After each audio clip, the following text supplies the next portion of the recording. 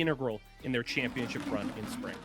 Yeah, what it has to be is this stability and safety. You actually talked about this just last week, but Axeman, especially once a Kaisa gets locked in first for Furia, Loud have to be considering a Xayah because Root can make his name on an AD carry that just plays backline consistently. You 100% have to, right? And consistency is what Loud has been lacking this whole split long. It's what you need to bring to the table now, and Xayah does bring that consistency. Like you mentioned, the Rel coming through here for a little bit of engage for Loud. Seos using that really effectively. We kind of talked about Aphelios Thresh going into this. I'm a little disappointed we don't get to see that Thresh, but that's all right. I guess it could still be Rel jungle. I don't know if Croc is necessarily on the Rungle train, but we'll have to see. I guess now he locks in Wukong. Wukong was one of our contested picks between these two junglers, between Goot and Croc. Another couple of contested picks as well that are still available. The Ahri still up as well for both Tinons and Tuts. Could be picked up, though I think with any band that will be a staple of this draft is that Ahri. I am wondering whether Furia lock that in now. You don't want to move into the second phase of bans, perhaps beyond, missing out on this mid laner, unless Tuts is going to show us something entirely new. And as it turns out, he isn't. The Rock in the mid lane stays the Rock in the mid lane, and with the Ahri, at least you know what you're getting. You sure do. Tinons does know what he's getting here. I think the Silas pick is on the table. It is for me anyway. LeBlanc banned away. And the champ pool a little bit wider for Tinons. I'm just hoping that they don't lock in Jace at any point during this draft. There's that Xayah we talked about a little bit coming through for Root. That's exactly as I had hoped it would be. There it is, locked in. So at least I don't get hit with the we don't talk about hovers line. As we move as we move into the second bit of the draft, though, the next phase of bans. Furia, notably, don't have a jungler, so Loud will be able to control this a little bit more, remove some of the options from Goot, which I think has been really well set up for Furia if they do want to leave jungle pick for the second half of the draft, because, as you said, Goot's played so many champions, I don't even know what you ban first. Yeah, and I don't think you can ban him out either, right? Because he's played 6 separate champions. There's only 2 bans left for Loud here. Furia are likely going to take shots at Robo's champion pool. Yeah, they ban out the Olaf.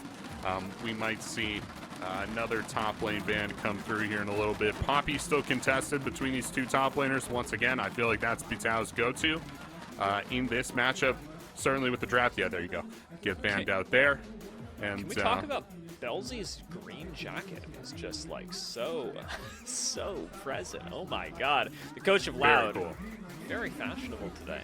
It's something we can appreciate. I'm sorry. I had to point it out because eventually he's going to leave and we're not going to be able to talk about it anymore. Yeah, right. We got to zero in on the coach fashion now during draft while they're relevant and on screen.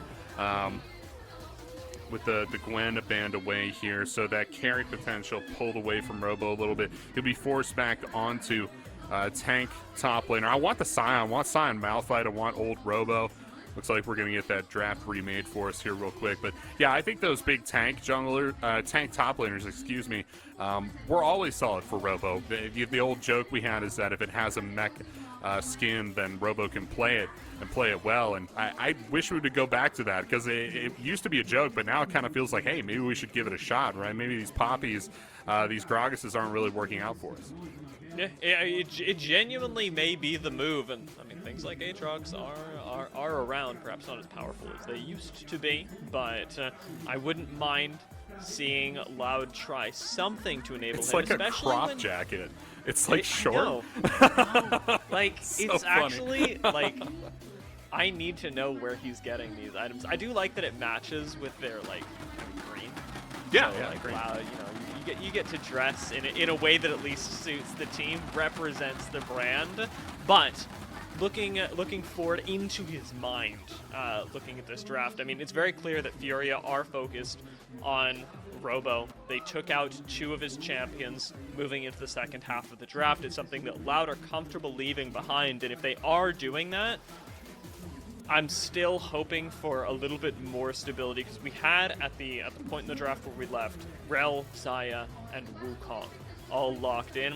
Still doesn't answer my big question as to what on earth Tinones is doing. Tinones, I would say. Can't go on any. Can't go on Ari. Yeah, can't go on any, can't go on Ari. The Silas is still up, right? I believe they banned, they had one final ban left before we broke the draft there. I think Silas is pretty good into Ari. I think that could be a pickup for them. I think we've seen sporadic Aurelion Soul, I believe, that there is an Aurelion Soul on Tinones so far this split, and of course the Jace as well. Really don't want the Jace here, I don't think. Let's get you back in here, Yeso, as well. Hello. I mean, we're just chilling outside of the draft. We got some shots of the crowd. It's somebody's birthday today. You love to see it, and love to see, of course, no surprise, all the Loud and Furia fans out in force in the stands here at CBLOL, and some wonderful face paint there. Yeah, are getting a remake, though, of draft. We'll see the same picks and bans, I believe, through the entirety of that first phase through to those second phase bans. Very curious, Dia, what your thoughts are on Robo through the first 3 weeks. It feels like the weakest part of the map, to a lot of folks' surprise, has been the top side, which is the most veteran part of the map, has this wealth of experience. What do you need to see from Robo to continue this, important to note, winning streak that Loud has been on for the last 3 games? That's a good question. I like what Robo brings to the table, even during regular season, and that may not be the most popular thing to say because, you know, sometimes he does run it a little bit. We all saw the first game of the split, and, you know, going 1v2 on Olaf at level 1 may not have been the move, but Robo does bring the X factor to the top lane, and I think that's why Loud prize him so highly, and oh my god, I have to stop talking about it now, because we know what Tinones is playing. He's playing the Swain. I believe the Swain's been banned into him a number of times throughout the split so far, but he will get it this go-around. I don't think he's played it yet this split, so that's new ground for us a little bit as well. Still looking for solo laners for Furia as well as a jungler. They're going to hover Casanti. Please don't pick Casanti. Yeah. All right, they're going to lock it. They're going for it. Vital wants it. Wants that playmaking potential. Still want a jungler on Furia's side. Good has played a different champion every time. Bel'Veth is up. I think Bel'Veth could be good here. Just keeping an eye on Furia's picks right now because there have not been that many Cassante games. I think the last time that Vital played Cassante, Furia lost up against INTZ. With a Kindred lock-in as well, seems like we're running a few things back, and Goot will have another opportunity to anchor the team on this pick that was so integral in one of their first wins of the season. We got Rungle coming at you if they lock that in. Oh my god, that's true. That's also is that Wukong true? top, so yeah, okay, good. just a hover here, and yeah, we do get finally Robo on a Mexican, and I don't know if he's actually going to use it, but he does pick Gnar, and fun stuff to be had topside. Loud trying to scale into this game with both the Xayah and the Gnar getting super powerful post 20 minutes.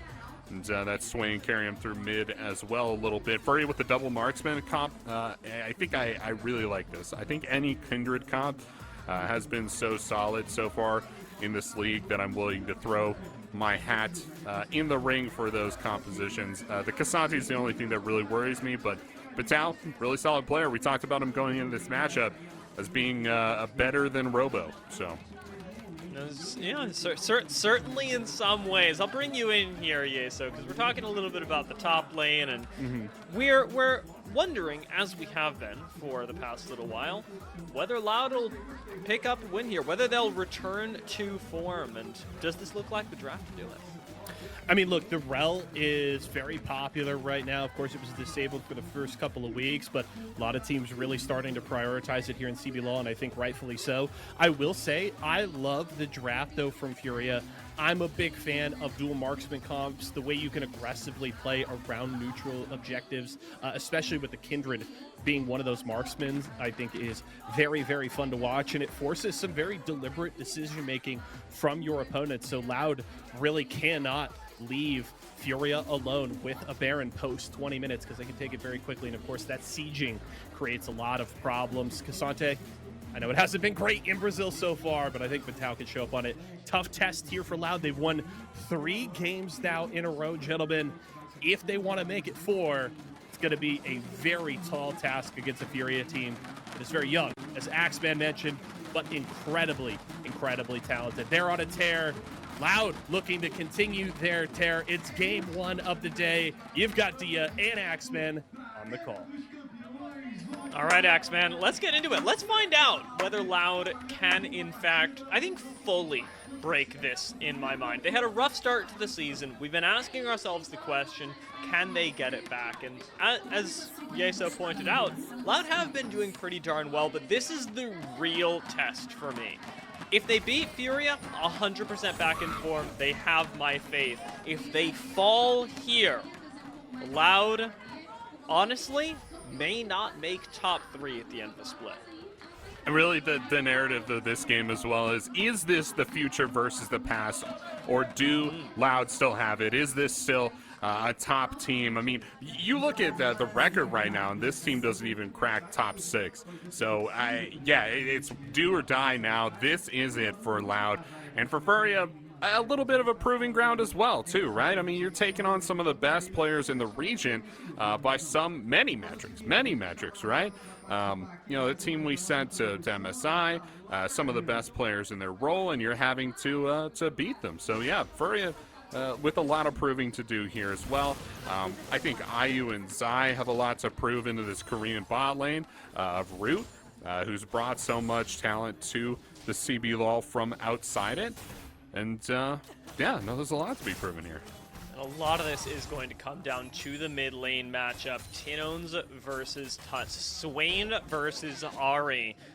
Ari, Tuts, largely have been what Furia have relied on to keep them through some of the more difficult mid-games that they've had, despite their good overall record. And Tinones has finally whipped out the Swain this season. A fun fact dropped to me by RMC coming into this match. Tinones has never lost a game on Swain in his career. He's got 8 games of it, 100% win rate. So I think it's fair to say he's done fooling around. Yeah, done fooling around, tired of losing games. I think we could say the same about Robo, right? I mean, he's back to his old champion pool, back to things he's more comfortable on, and hopefully this is more of an old form Loud. Maybe a little bit too much learning at the start of the split, and too much focus on growth. Now they're back, trying to get informed, trying to get to that old power. Goot looking to clear up these camps. He's going to walk up on the top side here. And he's going to invade Croc. Yeah.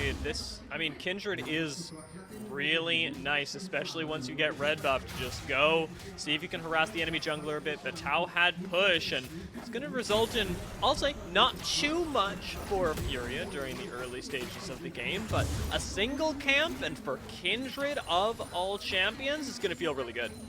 It is going to feel really good.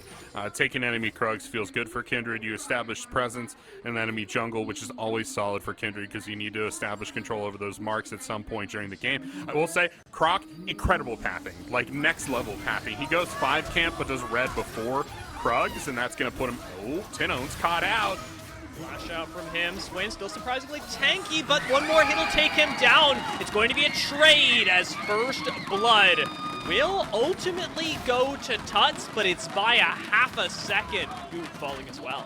Unstoppable force meets immovable object. Tinones can't lose on Swain, but Tuts can't lose to Tinones. And Tuts will come out on top in this matchup. That's really close, though. I gotta say, it's the Swain. Very, very tight. Narrow margins for sure. Goot, Croc gonna meet in Goot's jungle. Croc knew exactly what he was doing here as well, playing with the vision, chunking out Kindred again. He's got to get out of this situation alive. Whoa! Instead, he flashes back in. Croc wanted the kill, playing with fire, and now Tuts has come over, flash out the Ari. Croc commits again, doesn't have the clone to get out, and a small overextension costs him his life in the bot lane. Zai meets the same fate, and Loud claim another life. Seos with that engaged potential from the rel. Incredible work. Tuts on the run. Oh. Second grasp of the never move, not going to connect. So Tuts will be able to get out of this, recalling underneath the tower. And it's been a really good early game for Tuts. He's played support to the jungler twice now, and he's picked up 2 kills for his trouble. But let's take another look at the play in the bot lane. We wanted these fireworks from this bot lane from minute 1, and we are going to get them here. Zai going down to the Rungle. I believe that's an Ignite kill for Seos. So really top stuff from this bot lane already, which is supposed to scale in the late game, right? You're not supposed to be this strong at this stage of the game. And they'll take him down regardless. So we always wanted fireworks from this bottom lane. I mean, the big champ pool versus old reliable, and they are fighting it out, duking it out. Knockdown, drag out fight in the bottom lane. 2 already is the larger score of this game. We had so much fighting that the Dragons come up in the meantime. Ocean Drake going to be the first one, and as Seos re-enters the lane, Roots had a lot of pressure. Kaisa not able to contest Zaya's push, really, at this stage of the game, especially not when Zaya's got a lead. You're going to have to rely on the mid-game playmaking potential of the Kaisa and rely on that double marksman comp a little bit heavier if you want to make headway in the bottom side of the map, and that comes from Goot Dia. That comes from that pressure that the Kindred can provide. It's just unfortunate. You look at the CS numbers, and Croc is absolutely demolishing Goot right now. Croc's in Goot's jungle. Croc's getting in those camps. He's forcing him out, and he's getting away with it here a little bit too. So just the 1 assist supporting Goot at the moment. It's not super good for him, but the nice thing about Kindred is that the later the game gets, the better Kindred is going to feel. There was a question that I had raised during the initial parts of this draft, or rather game, and that was about Furia's overall composition. We know they've got Cassante. Kaisa, of course, wants to go in, wants to get aggressive. Kindred feels like the one safety plan for Fury. If everything goes wrong and Loud are on top of you, at least you have Lamb's Respite. Certainly, Gia. There's a lot of forward built in, right? We said this team is a team with a lot of weapons, and they have delivered on that arsenal that they bring to the table. Goot on the big damage carry, obviously Tuts on the Ahri bringing that damage as well. In terms of safety, I think we're going to see a safer build path from the Ahri, a safer build path, of course, from the Cassante as well. But this team will find itself with a distinct lack of front line. You're absolutely correct. That front line for Loud is going to be a whole heck of a lot bigger. I mean, even Tinones is on a relatively sizable champion on that Swain. We'll have a big health bar going into the later parts of this game. But yeah, for right now, Furia are trying to take Loud down hard and take him down early. Swain is a large boy indeed. Batao holding it down on the Cassante. I'm really curious to see how he plays this when we approach the team fights as well, because as I said just before this game, Batao's strength is his team fighting. That's what we know this top laner for at this point in the league, at this point in the split. And Cassante has not delivered in a lot of ways for the entirety of CBLOL. Robo maybe getting a little bit aggressive here with Goot on the gank. This is the perfect timing. Stun comes in, but so does the push. Whoa! Nice ult into the wall from Robo, and it's like Goot was never here. Yeah, that's a tight play there as well. That ult just barely connects with that wall and hitting both enemy champions with it. Robo, that's what veterancy gives you, right? That's experience on the stage. They're going to fight over Rift Herald now. Yeah, Tinones is here. It's 3v3. That's going to be ready for this. Demonic Ascension comes through, making Swain incredibly tanky. And as it looks, the same cannot be said for Batao, who ends up falling first. Furia starting a bit of an ill-advised Rift Herald, Axeman. Yeah, we could play that 3v3 out 1,000 times, and if you tell me all 1,000 times it's just the Cassante that dies, yeah, I mean, yeah, dude. It's not a good champion. Don't pick it. They're going to take down Rift Herald for Loud, and they will use that to get even more gold, an even larger advantage. Wanted Goot to play a little bit more around the bottom side of the map here. He's elected to fight these 3v3s to fight. Oh, here we go. Oh, God. He's going to pay for it. Good. Not having a good time right now. No Lamb's respite either, so he's going to have to run from the Gnar. Flash of the wall from Robo. One more hop will do it. Goot once again gets out. The master of escape survives. Thank the gods, because he has suffered enough this game. Excellent work here from Robo, using the hops to get back and forth over the wall. A total of 3 times the same wall. Robo gonna have to flash over that wall to do the same. But the stun just barely did not connect onto Goot, and he's able to just kind of stand there and then hop back over. So really, really nice work. But again, you see what the angle is here for Loud. They're trying to set Goot behind as much as they can. That seems to be working, albeit marginally, during the earlier parts of this game. But Furia are about to have a pretty nice mid-game coming up for them. Already going to have a decent one-item spike, but IU is what I'm really looking at, because we have not talked about the bot lane just yet, and that's going to have to be the difference maker. With Static Shiv likely being picked up by this Kai'Sa, you could only imagine that's exactly what's happening in the inventories, you're going to actually finally be able to rival Root's Wave Clear, who has been solidly in control of this bot lane so far, and hopefully that's what Furia need to find themselves perhaps some, I hesitate to say early, I'll call it mid-game objectives. Exactly. It's also exactly what they need to fight around the middle lane as well, right? Once you send those mid laners packing the side lanes, it makes it that much easier to be able to control that middle of the map, which leads to things like objective control and map control in general as well. You see them rotate up here. Zai going to try and make a play around this middle lane. Tinones is very immobile, so this is a good play for them to make. They're going to walk over vision here. Still got ult on this Swain as well. Right back up. Demonic Ascension is so powerful in team fights. Honestly, thinking about this again, it's just Swain is so good in this game. We talked about how much Furia want to dive you. Everybody but Kindred has the let's jump onto them button, and Swain says, are you sure about that? Absolutely. The zone control goes wild. And it does counter Good a little bit in terms of that zone control. And how you can force the enemy team off of objectives, which is going to be important for them as this entire team looks to push forward, right? You got the Gnar, the Wukong forward. Zai may be caught here. No, he's going to be fine. Rakan's super safe. Yeah, the entire team is trying to push forward. Tinones is really the only one that's trying to push back and control the zone and force Furia from getting in. That's really effective because Furia doesn't have a ton of forward. The engage is a little bit harder for them. May be okay, but Tinones plays with a bit of fire right now. Looking for Tuts. He knows there are 3 in his lane. Hasn't been able to pop the Demonic Ascension yet. Falls below half HP and melts in the eyes of Furia. A really well set up bait to get some form of control around this coming Hextech Dragon. Furia pulled Batao down, and they want to fight for this. Tinones hasn't lost on Swain yet, but if they win this game, it won't be because of the Swain. The Swain is not looking good right now. It has been successfully shut out by Furia, and they'll continue to bully the Swain moving forward. That first dragon secured for Furia. There's not even a contest left in the tank for Loud. This is it. I mean, it's the right play. Loud didn't expect to lose their mid laner. Pulling top lane down at this point just loses you the few plates that you could gather, and Croc's even going to collect a few in the mid lane for his trouble. Ah, yes, the celebration from back in Brazil as the Rift Herald careens into the tower. There's nothing like it, X-Man. If there was a way for me to line up my voice with the crowd's voice, I would absolutely cheer that with them every single time. It sounds so fun. But they're it. I could go to Sao Paulo. That's right. I could go to Sao Paulo. Hey, maybe someday. Who knows?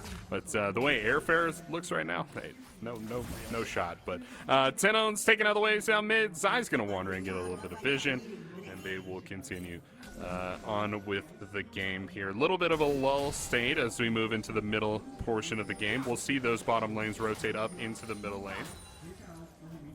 Not going to be too bothersome for anybody because right now it has been the concentrated fight around the objective that Furia was looking for. Tinones will get a little bit of extra HP, being able to collect these souls, but as the game proceeds, The wave clear of Furia has just taken this big leap forward, and we talked about it just a few minutes ago. The Leandry is now complete through Tuts, means that he doesn't have to look at a wave for more than it takes him to cast 2 spells, and Static Shift for IU has just given Furia access to so much more priority on the map. We've already seen what they do with it around mid lane. Now, with the next Rift Herald coming up soon, with the Dragon coming up in 3 minutes, the question is what's next for Furia? What's next for Furia is continuing to secure waves as best they can. Their middle lanes will be in the side lane, and the 2 bottom lanes will contest over the middle lane control. And they'll try and fight back, both sides staying as safe as possible, but there's more playmaking potential on the side of IU and Zai, excuse me, with Goot there as well. They have a lot of burst damage that they can drop on the enemy side, so it's Root and Seos that have to make sure they're being safe. Spotted by Goot. Zai Loud once again want to fight for this Rift Herald. It was Furia that started it up ambitiously before, and this time they haven't been able to find a pick beforehand. Charm goes wide from Tuts, and Furia are now effectively missing a solid way to engage throughout the early parts of the Rift Herald. Demonic Ascension again available for Tinones. Roa complete, but so much of Furia is ready to go. Robo about to hit Meganar, and this is the timing that Loud need. Certainly is. Ooh, croc forward. Insta flash. Oh, Tuts is gone! Picking up 2 knockups. This is big for the side of Loud. They knew what they were getting into. They knew what fight they were fighting, but Matau flashes away, leaving Loud large and in charge of the Rift Herald, which will weirdly reset again. That's a nice early fight for them, though. With Tuts now gone, Zai's going to try and commit. Lamb's Respite comes in to save his life, but this is going to be a big pull! And it takes down Goot. Root plays the hero, with IU jumping onto him. Killer Instinct into the back line. Loud will pick him up as well, and the members of Furia continue to fall. Batau able to do nothing in the face of the flash from Croc.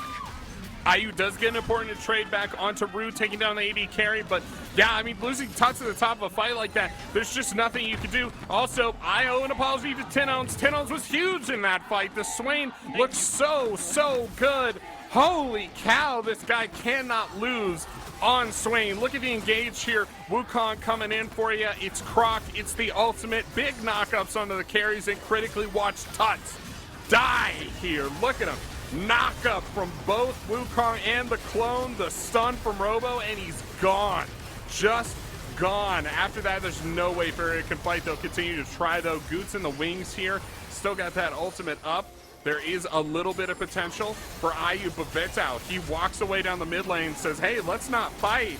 But they're going to fight anyway, 3v4 here. And that's how Goot goes down. After that, it's only a matter of time.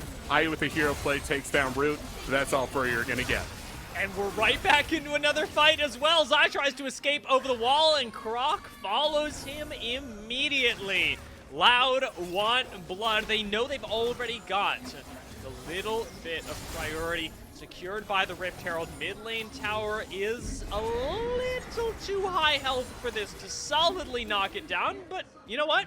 We're going to try it anyway.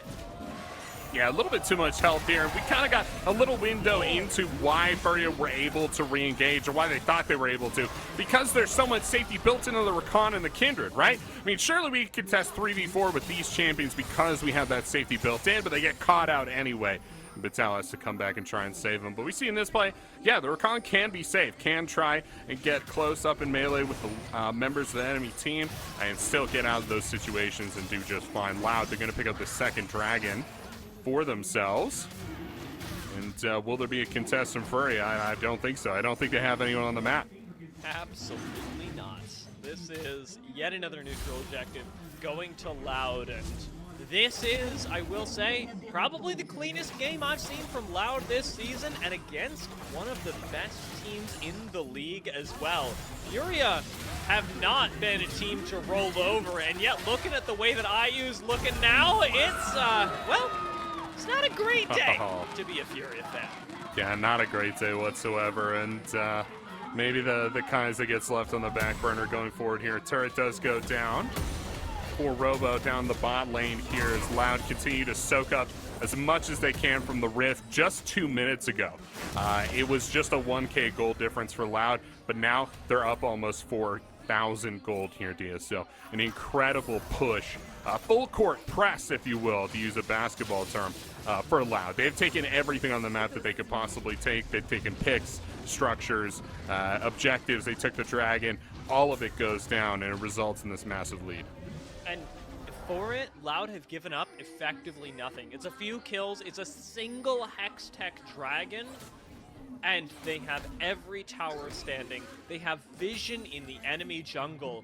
Loud are not allowing Furia a way to play this game that is on their terms. They're instead saying, hey look, this is what we're gonna take next. Are you gonna stop us? What on earth can Furia's response be? Right now, it looks like it's to take down Seos, which honestly, fair enough. This is the first play of the game where I'm going, all right, Loud, what were you doing? Yeah, what are we doing there, right? Yeah, Rel not quite as safe as the Rakan. You shouldn't be hanging out on the river there by yourself right before Baron spawns. That said, I would give it to Loud that I don't think Furia are in a position to just go and randomly try and start a Baron, and that's what Furia are positioning for here. So maybe a little bit of an unexpected maneuver there for Furia, but it's a volatile team. This is Chaos Incarnate, right? The young guys coming up from lower leagues into the CBLOL. You got to expect that chaos from them. With Maganar popped, Robo will have to slink away and build that back up should these two teams actually want to engage again. For the moment, 2 minutes left on the Infernal Dragon, and like you said, Baron, not a realistic possibility for the side of Furia. Loud want to try and pressure it, but I suspect we're right back into that lull state that you talked about earlier, where neither team really has to do much. Tinones will face check a brush. He's going to be just fine because Swain feeling pretty good this game. He's big. I mean, he's big, right? He's just a bigger champion. Robo, not quite as big a champion. Going to take a bunch of damage from that same brush, unfortunately. They sweep the vision out and maintain control over it. All eyes on Croc for me. Croc is the most fed member right now of Loud. And that's, I mean, once again, power of the champion, right? Wukong is so strong in CBLOL, and Croc is an incredible jungler. And Black Cleaver is disgusting on Wukong as well. That's just going to be so good for Root. Opening up into any team fight. A team fight that Loud continue to bait in the river, keeping Furia at bay. Croc's going to dive forward real quick, but Robo with the Maganar is absolutely ready. He knocks Scoot out of the Lamb Dress for just a moment where the fight has continued, and instead walks into a double stun onto Batao and Zai immediately after taking down their jungler. Tuts is isolated in the back line, and Furia have no way into this fight. Robo going to eat the exhaust from Tuts, but ultimately none of the damage that anybody from Furia is putting out is actually sticking on Loud, and they're going to start at the Baron in the face of it. It's just not hitting, unfortunately. The teleports will come through. Members will rejoin the fight, but Good is not here. There's no opportunity to steal for Furia. I don't think this is it from Batao either. We've got another engage kicking off. Robo going to be knocked up, going to go incredibly low. The Baron will finish him off. And it's a numbers advantage for Fury as they force Loud to back away. Rouge is going to have a big pull, flashes away from the charm. Croc likely the sacrificial lamb, but it's just the clone that dies. And Loud slink away back into the jungle, giving Furia their once-in-a-lifetime opportunity at the Baron. Truly miraculous from Furia here. The teleports come back in. Coot has arrived, and he brings the smite with him. Somehow Furia get this Baron against all odds, Dia. How did they do it? My goodness. It all has to fall on Tuts for me. The damage from the Ahri was so incredible. Bursted Robo out right at the top of this fight. I mean, look at this. Look at Tuts here. Oh, this is very early in the fight. Never mind. This is where Loud totally pushed Furia off of the objective. They killed Goot and set him behind IU and Tuts. Look at the flanks here. This is where they start laying down the damage. You can see both of them trading back and forth. The W from the Kai'Sa and the Q from the Ahri is hitting Loud this whole time. By the time they get to the Baron, they have reduced health bars. But as you mentioned, it didn't look like enough, right? All of a sudden, teleport in, Tuts is back. Oh, we're back into another fight. We're engaging in the river again. Huge knock up from Vital. And IU claims the first kill. Seos is assassinated in the back line. And Good, with the perfect Lamb's respite, keeps the team alive for IU to rejoin. But Tinos is massive. Tinos is a demon on Summoner's Rift. And he turns the fight right back around in the favor of Loud. They killed everyone, Dia. Everybody is dead. It's just Vital left alive, and they're hunting him, too. Now they're on to the dragon. This will be their third dragon, and put them at that dragon soul point as well. Dia Teno's pushing for that mid lane turret, and Loud, once again, back in form. They get everything off of Summoner's Rift that they could hope for. That's a fight I want to take another look at, because we were thrown straight into a fight that it looked like Loud were gonna lose. They were gonna lose the fight, they were gonna lose the dragon, and at that point, who knew? But a quick recovery from Loud, an incredible play out of them, keeps him in the driver's seat, and puts Furia down to just one Baron left. Yeah, just the one Baron, and that power play has gone down negative now. They have lost gold on this Baron power play, unfortunately, and yeah, a little tough there from them, as they had almost brought the gold back to even after that Baron play, but with just this one fight, Loud have wrenched control back in their favor, and they're back up to that 4K gold lead. Dia, I would love a replay of that fight, man. I don't know if we're gonna get one though at this point. I think it all started once again with Croc. He went a little bit deep with the ultimate this go around, and then Tinos was able to kind of rectify that and bring the damage, the consistent damage from the ultimate, just like you pointed out, and really change the course of that fight. You can get the damage down to IU on Tuts. Loud absolutely stomps these fights.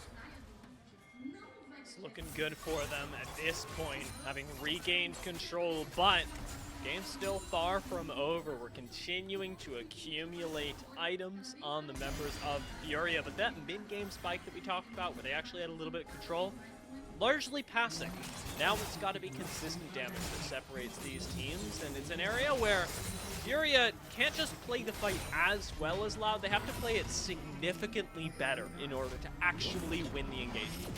You got cooldowns, right? And that's a big issue for you, too. When we talk about sustained damage, you just got too many cooldowns. You can poke Loud down over a period of time, but it's easier said than done, right? I mean, a lot of that burst damage that's coming from range out of IU is a big skill shot that you have to land. Obviously, Ari's damage is all skill shots as well, so it's very, very difficult for Furia to make a comeback in this game from the position that they're at right now. Fortunately, they have lots of pick potential, right? If they can get one member isolated and take down that member of Loud consistently, they can claw their way back into this game. Of course, it's going to have to come down to team fights over objectives at this point now that Loud have 3 dragons. 2 minutes left in this game until both Baron and Infernal Soul become available. Furia gonna have to pick. I do not envy their decision at that point. Right now, however, they're kind of not deciding, and that is not looking good for them. Vital has to hold this tower 1v3. A teleport flank from Tuts is not gonna solve a lot, and 4 members isolated in the bot line with a teleport coming in is gonna make this another 5v5. Are you sure you want to take this, Furia? Because Good certainly isn't. Teno's late for the fight, just teleported in, has the ult up. They're going to take that in hit and back right off. Nothing Furia can do to stop them. They want to maintain... Yeah, 100%. They want to maintain control of this bottom side jungle, take all the camps out of it, and make it super empty so that Furia are wading through empty and dark space to get to this dragon in just a minute 30. Minute 12, though, is when that Baron spawns. Furia will look to control that top side and try to trade back a little pushing power for that Dragon Soul.